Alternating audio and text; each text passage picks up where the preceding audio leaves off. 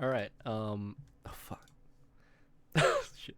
All right. What? Take 12, I think. So my name is John Yu. And this is about Korean drinking culture and manners. Also, hey, Mr. Tizzard. Hope you're watching this without falling asleep. Yeah. So my name is John Yu. That's my student number, and my presentation is about Korean drinking culture and manners. So yeah. Oh, the reason why I chose this topic is because I don't know much about it, and you told me to choose something I don't really know much about, so I can discover along the way. So this is a topic I'm just foreign. Like I have no idea on how to drink properly as a Korean. Well, I do have basic knowledge, but very recent knowledge. Whatever, I'll get into it.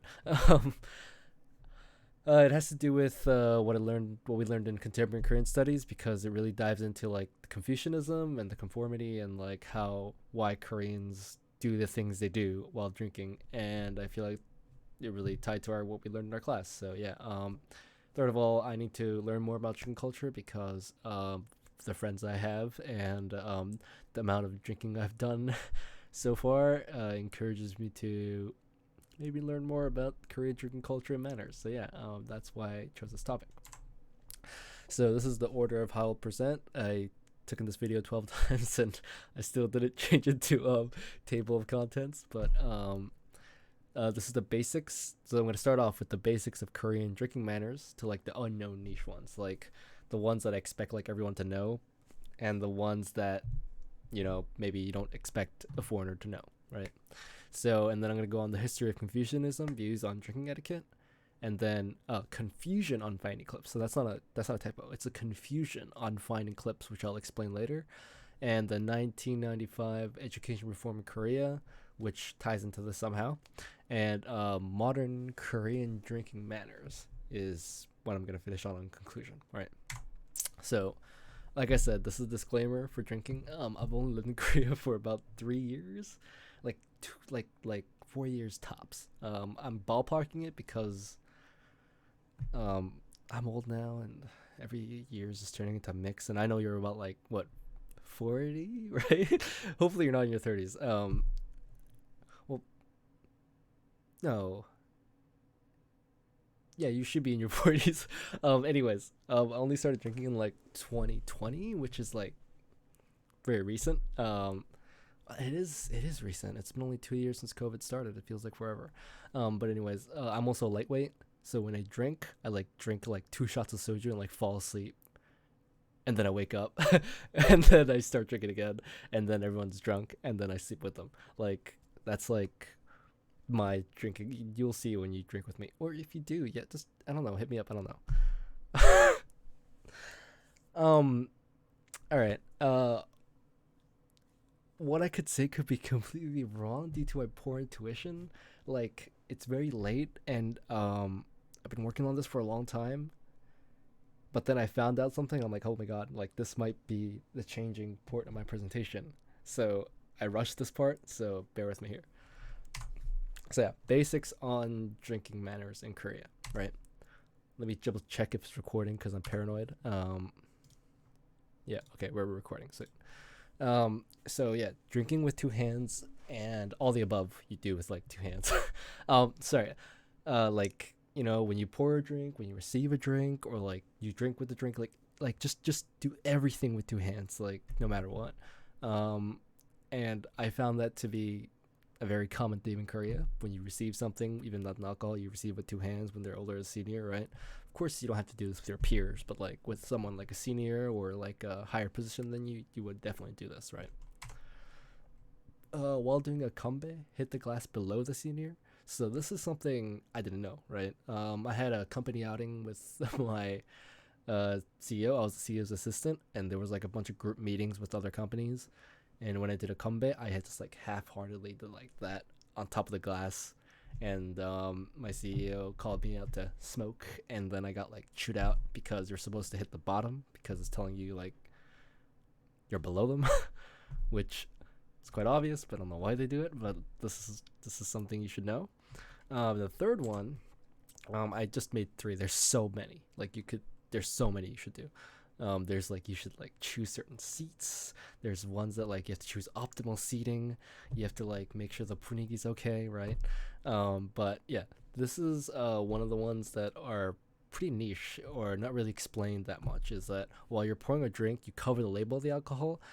I don't know if this is like well known around a lot of places, but I just recently found this out, and the internet explanation or majority of the explanation is that you have to cover the label of the alcohol because soju is cheap and you don't want to like show it's cheap, but like they know it's cheap, but they're like you're saying, oh, I'm sorry, this is the best I could afford, so that's why they cover up the label of the soju, right?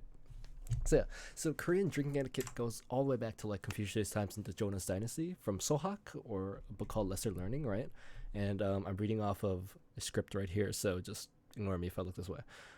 So according to Lesser Learning, when one tops the other cup, one should hold the liquor bottle with the right hand and roll up the sleeve on the right arm with the left hand. This is so closed do not touch the food or drink. Offered a cup of liquor from an adult, a younger person should politely receive the cup, expressing words of gratitude. He could only empty the cup after the adult finishes his drink. So this is like the general gist. They're like, oh, that sounds pretty much like modern Korean culture, right? So I was trying to find clips from like old movies to show that like, oh, Korean culture has been like that this whole time. Like Korean drinking culture has like gone from like here to here with no change at all.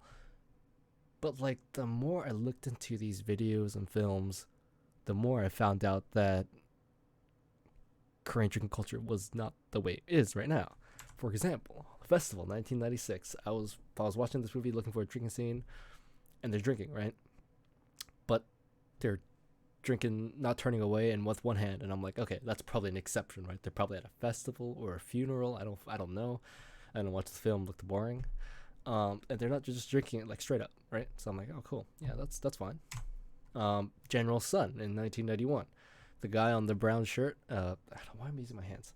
The brown shirt right there, he's like the older, younger guy, but he's not turning away. He's drinking with hand. I'm like, what's going on? Like, that can't be like a coincidence. So I looked at Family Pedigree, a movie in 1978, and he drank literally, even though his CDR is right here, he received the drink with two hands like he should, and he's just drinking straight up, not even like turning away. And I was like, what's up with this like consistency of behavior that modern Korean drinking culture has, but in the past it doesn't, right?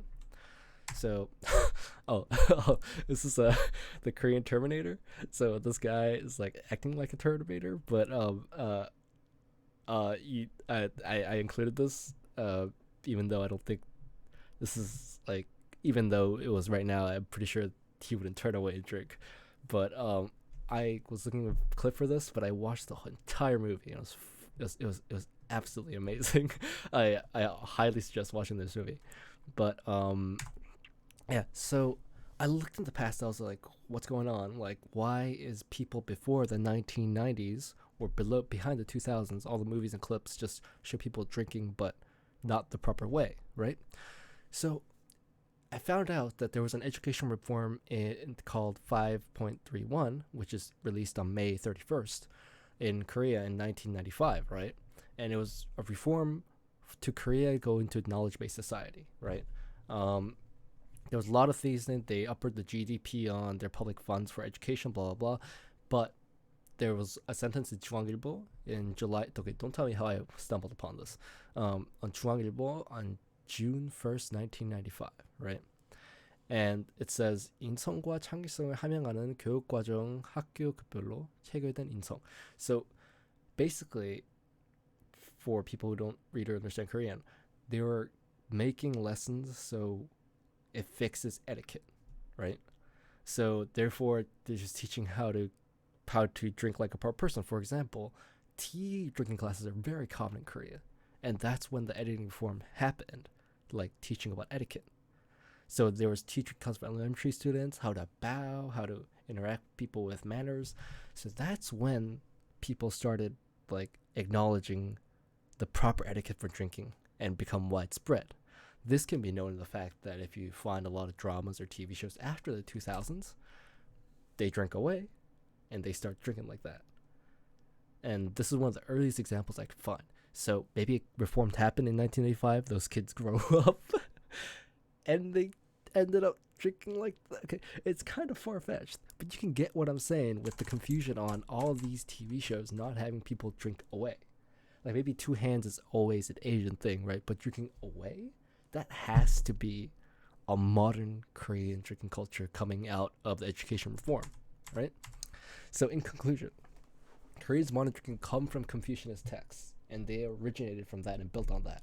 But Korean modern drinking culture is really modern, as in the recent things they do, as in like clinging the cups together and like turning away and drinking. That's been normalized since the early 2000s, and that's my crackpot theory, saying that the education reform changed how people drank. Now, this could be a theory that everybody knows about, and I really think like this is common knowledge that this happened after 1995. But this could also be a theory that a lot of people don't think about. So that's my presentation on Korean drinking, and my conclusion is that there's all these ways to drink, but some, if not most, of these were normalized in 1985 during the education reform. So yeah, thank you.